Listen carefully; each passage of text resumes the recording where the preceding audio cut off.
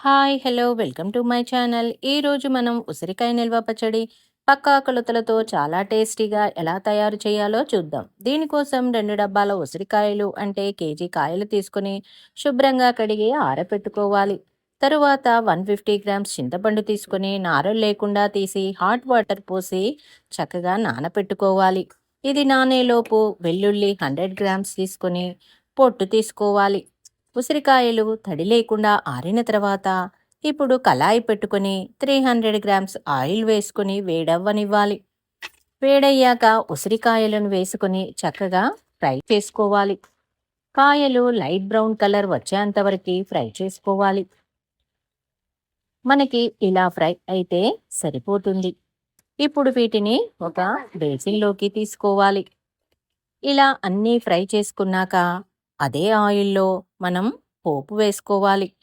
పోపు కోసం ఎండుమిర్చి 4, వెల్లుల్లి 5, 6, 1 స్పూన్ ఆవాలు, 1 స్పూను జీలకర్ర, కొంచెం కరివేపాకు వేసుకొని స్టవ్ ఆఫ్ చేసి పోపు చల్లారనివ్వాలి.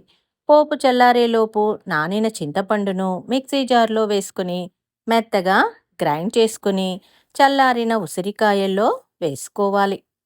తరువాత పొట్టు తీసి పెట్టుకున్న వెల్లుల్లి కూడా మిక్సీ జార్లో వేసుకొని పచ్చా గ్రైండ్ చేసుకుని వేసుకోవాలి.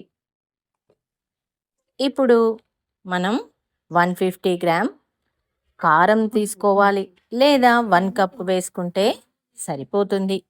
అలాగే ఉప్పు 150 గ్రామ్స్ వేసుకోవాలి. తరువాత 1½ స్పూన్ జీలకర్ర మెంతుల పౌడర్ని వేసుకొని ఇప్పుడు చల్లారిన పోపు ఆయిల్ని కూడా వేసుకొని చక్కగా మొత్తం కలిసేలా కలుపుకోవాలి. చూడండి, కలిపిన తర్వాత ఎంత బాగుందో. ఇలా కలుపుకున్న పచ్చడిని ఒక డబ్బాలో వేసుకొని తడిలేని ప్లేస్లో పెట్టుకొని ఎన్ని రోజులైనా వాడుకోవచ్చు. ఈ ఉసిరికాయ పచ్చడి మనకి చాలా ఆరోగ్యకరం.